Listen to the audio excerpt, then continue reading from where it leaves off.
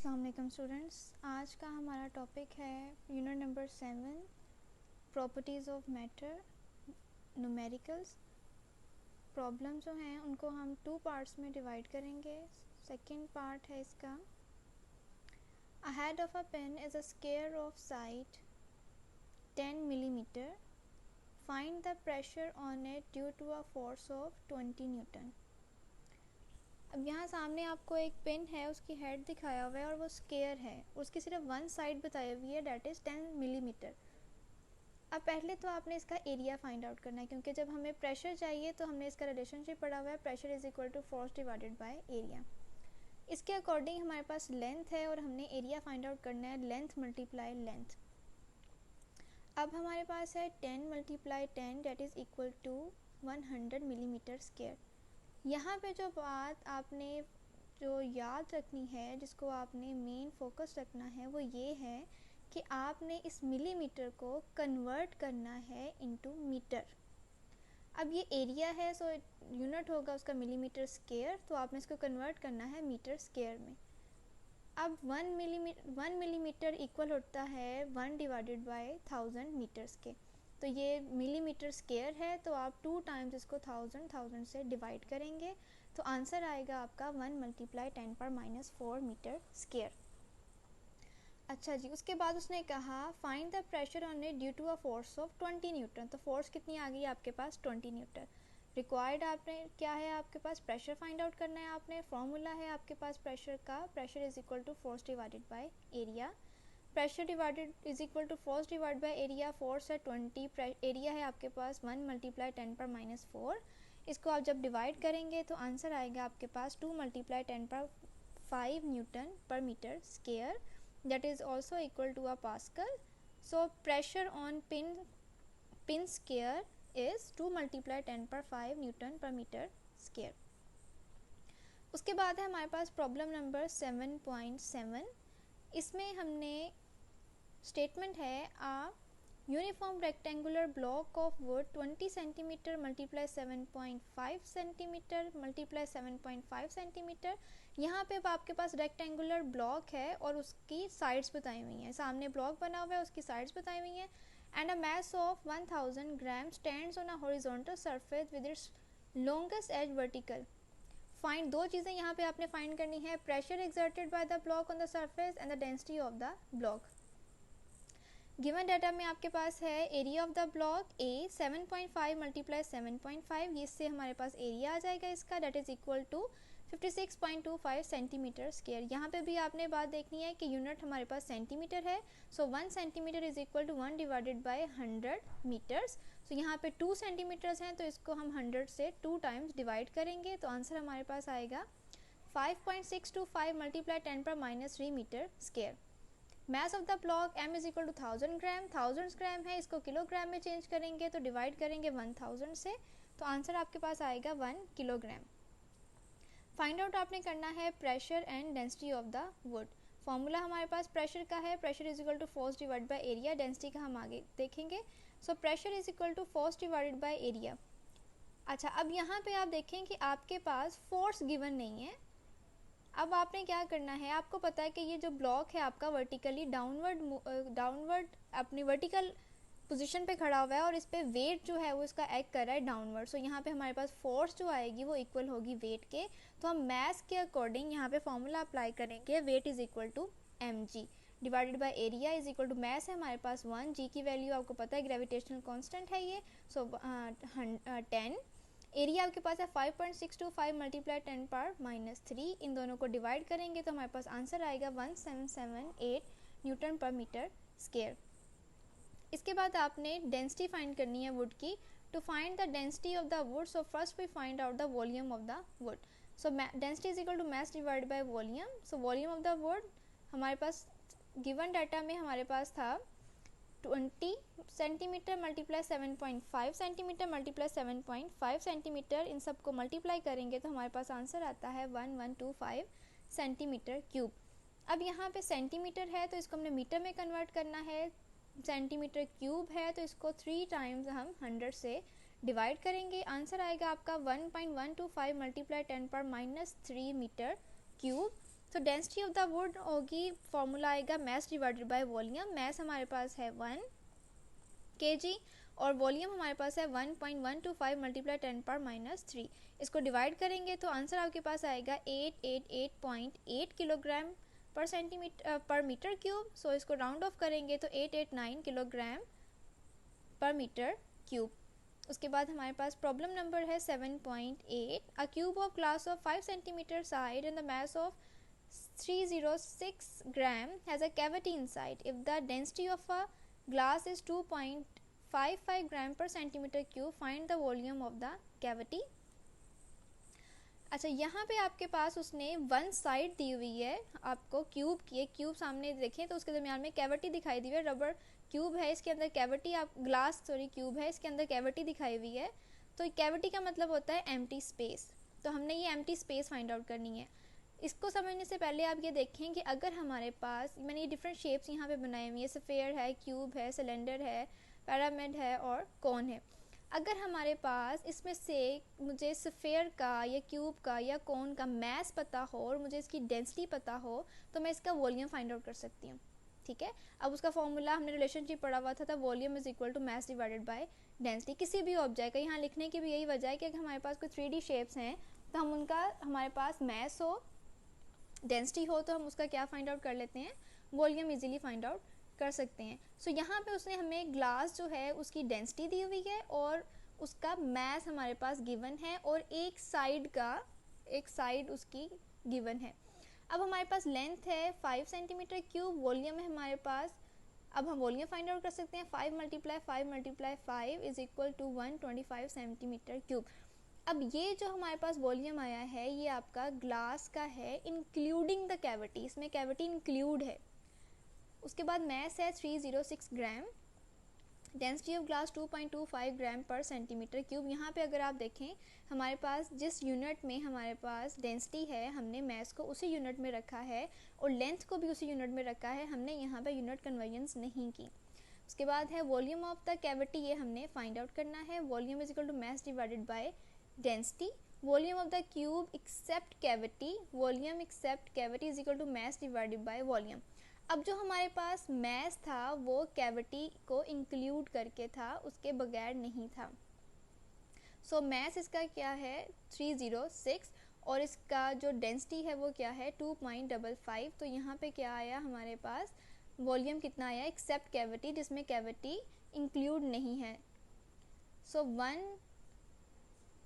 120 centimetre cube हमारे पास यहाँ पे वॉल्यूम आ गया। सो वॉल्यूम ऑफ द कैविटी अगर हमने फाइंड आउट करना है तो हमारे पास आ जाएगा वॉल्यूम ऑफ द ग्लास का volume.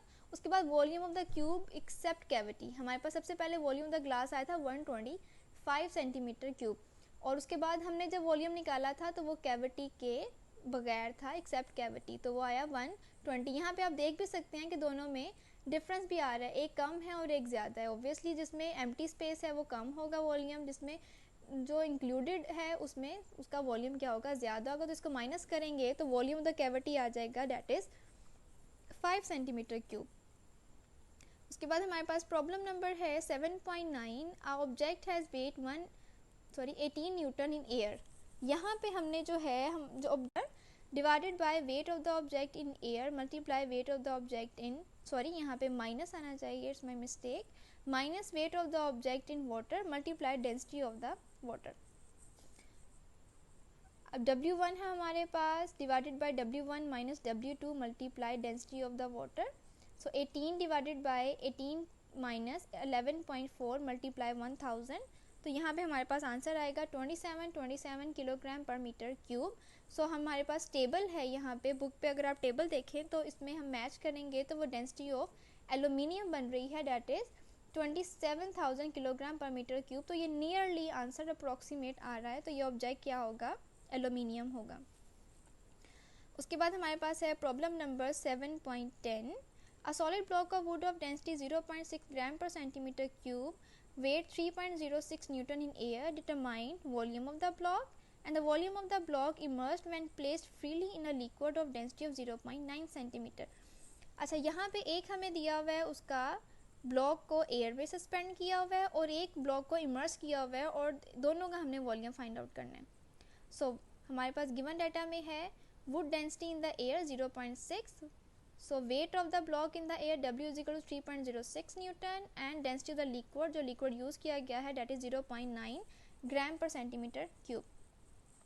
So volume of the block V1 भी फाइंड करना है और volume of the block when immersed in the liquid V2, इसको हमने डिफरेंशिएट कर लिया V1 और V2 को, सो हमने ये दोनों फाइंड आउट करनी है। फॉर्मूला सेम वही लगेगा, volume is equal to mass divided by density. So पहले हमने फाइंड आउट करना है volume of the block, volume is equal to mass divided by density. So W is equal to mg and m is equal to weight divided by gram. तो 0.6, तो यहाँ पे पहले हमने मैस फाइंड आउट कर लिया, मैस ऑफ द ब्लॉक आ गया हमारे पास 0.306 kg। अब आप यहाँ देखेंगे हमें यहाँ पे वेट दिया हुआ था, तो हमें रिक्वायर्ड फार्मूले में क्या चीज़ चाहिए है, मैस, तो हमने वेट का फार्मूला अप्लाई करके यहाँ पे मैस फाइंड आउट कर लिया। So mass of the block will convert in gram because density of the block in equation in grams. हमने यहाँ पे यूनिट सेम रखने होते हैं। हमारे पास डेंसिटी जो है वो ग्राम्स पर सेंटीमीटर क्यूब में है, तो हम मैस को भी किलोग्राम में नहीं लेंगे, ग्राम में लेंगे, तो इसको हम मल्टीप्लाई करेंगे 1000 से, तो हमारे पास यहाँ पे मैस आ जाएगा 306 ग्राम। अब हमने फार्मूला लगा के फाइंड आउट करना है volume mass divided by density, 3.06 divide by 0.6 that is equal to 510 centimetre यहाँ पे क्यूब आ जाएगा। So volume of the block in the liquid, अब यहाँ पे हमने डेंसिटी जो है वो लिक्विड की यूज़ करनी है। पहले हमने डेंसिटी यूज़ की थी ब्लॉक, वुडन ब्लॉक की, जो कि 0.6 थी। अब हमारे पास है 0.9। सो अब हमने मैस है हमारे पास same remains the same, 0.6, density है 0.9, इसको डिवाइड करेंगे तो 340 सेंटीमीटर क्यूब जो आ जाएगा volume of the block in the liquid. उसके बाद हमारे पास प्रॉब्लम है 7.11, the diameter of the piston of a hydraulic press is 30 centimetre, how much force is required to lift a car weight 20,000 newton in its piston if the diameter of the piston of the pump is 3 centimetre. अब यहाँ पे आपने जो use करना है वो है hydraulic press का कॉन्सेप्ट है, एक स्मॉलर डायमीटर होता है और एक लार्जर डायमीटर होता है। स्मॉलर डायमीटर पे जब हम फोर्स अप्लाई करते हैं, प्रेशर अप्लाई करते हैं, तो ट्रांसमिट हो जाता है टुवर्ड्स द लार्जर पिस्टन, जिसको हम ऑब्जेक्ट को लिफ्ट करने में यूज़ करते हैं। तो गिवन हमारे पास डायमीटर है, डायमीटर से हम रेडियस फाइंड आउट करेंगे। अब रेडियस क्यों फाइंड आउट करेंगे, क्योंकि जब हमने रेडियस फाइंड आउट करेंगे तो उसके बाद हम उधर से जो हमारे पास पिस्टन है उसका हम एरिया फाइंड आउट कर सकते हैं, और हमें रिक्वायर्ड एरिया है दोनों, smaller area and larger area. So radius of the larger piston है आपके पास 30 सेंटीमीटर, इसको हम रेडियस को डिवाइड करेंगे 2 से, तो हमारे पास डायमीटर है हमारे पास 30 सेंटीमीटर, हमने रेडियस फाइंड आउट करना है, तो उसको हम 2 से डिवाइड करेंगे तो आंसर आएगा आपका 15 सेंटीमीटर। सेंटीमीटर है हमें मीटर में रिक्वायर्ड है, तो हम डिवाइड करेंगे इसको 100 से, तो 0.15 मीटर आ जाएगा। फिर डायमीटर ऑफ स्मॉलर पिस्टन है small d is equal to 3 centimetre. उसके बाद radius of the larger piston smaller piston यहाँ पे आना चाहिए। So 3 centimetre divided by 2 1.5 centimetre, इसको आप डिवाइड करेंगे 100 से, तो 0.015 मीटर आपके पास आ जाएगा। तो force on the larger piston है आपके पास 20,000 न्यूटन। आपने स्मॉलर फोर्स फाइंड करनी है जो आपने अप्लाइड फोर्स है आपकी। सो F1 फॉर्मूला है आपके पास F2 divided by capital A is equal to F1 divided by small a। तो एरिया ऑफ द सर्कल हमारे पास होता है area is equal to pi r square. So इसी तरह से हमने इसी को यूज़ करना है, तो लार्जर एरिया पिस्टन का आ जाएगा पाई आर कैपिटल स्क्वायर, फिर यहाँ पे area of the smaller piston आ जाएगा A is equal to pi small r square. So according to Pascal's law F1 divided by small a is equal to F2 divided by a। अब यहाँ पे F1 find out करनी है, तो equation को हम रीअरेंज कर लेंगे। उससे पहले हम एरियाज़ के जो हमारे पास एरिया ऑफ सर्कल है उसको फॉर्मूला पुट करेंगे, pi r square is equal to pi r square. F1 जो हमारे पास है वो रह जाएगा इधर F2 multiply pi small r square divide by pi r square. So pi cancel with the pi, so F2 multiply small r square divided by capital R square. दोनों की वैल्यूज़ पुट करें, फोर्स की value put करें, square लें, उसके बाद इनको divide करें, तो आंसर आएगा आपके पास 200 न्यूटन।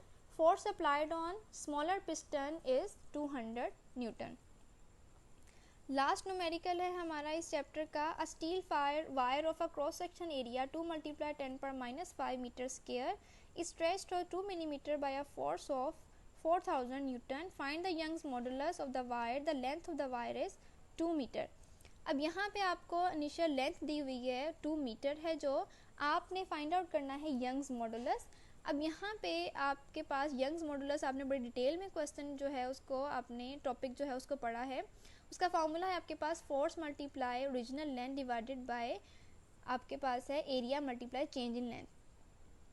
अब यहाँ आपके पास एक्सटेंशन जो है, जो चेंज आया है लेंथ में, वो उसने आपको यहाँ गिवन दिया हुआ है, जो स्ट्रेच थ्रू 2 मिलीमीटर, वो भी आपको दे दिया। ओरिजिनल लेंथ है उसकी, लेंथ ऑफ द वायर है 2 मीटर, ये भी गिवन डाटा में है। क्रॉस सेक्शन एरिया भी गिवन डाटा में है और फोर्स भी आपके पास गिवन डाटा में है। आपने यंग्स मॉडुलस फाइंड करना है। यहाँ पे सिर्फ यूनिट कन्वर्जन आ जाएंगी, जो कि एक्सटेंशन में आ रही है delta L is equal to 2 millimetre, that is equal to multiply 10⁻³ metre. यहाँ पे आपने मिलीमीटर से मीटर में कन्वर्ट किया है, तो आपने 1000 से इसको डिवाइड किया। सो यंग्स मॉडुलस हमने फाइंड आउट करना है, y is equal to F L naught divided by A delta L. So y is equal to F L naught divide by A delta L. Force है आपके पास 4000 multiply length है आपके पास 2, area है आपके पास 2 × 10⁻⁵ और आपके पास चेंज इन लेंथ है 2 × 10⁻3। इन सब को मल्टीप्लाई करें और डिवाइड करें तो आंसर आता है आपके पास 2 × 10⁻11 न्यूटन पर मीटर स्क्वायर। और ये यंग्स मॉडुलस है और स्टील वायर का, डेट इज़ 2 × 10⁻11 न्यूटन पर मीटर स्क्वायर। ये आपके न्यूमेरिकल्स थे 7 चैप्टर के। I have tried my best कि आपको समझ आ जाए।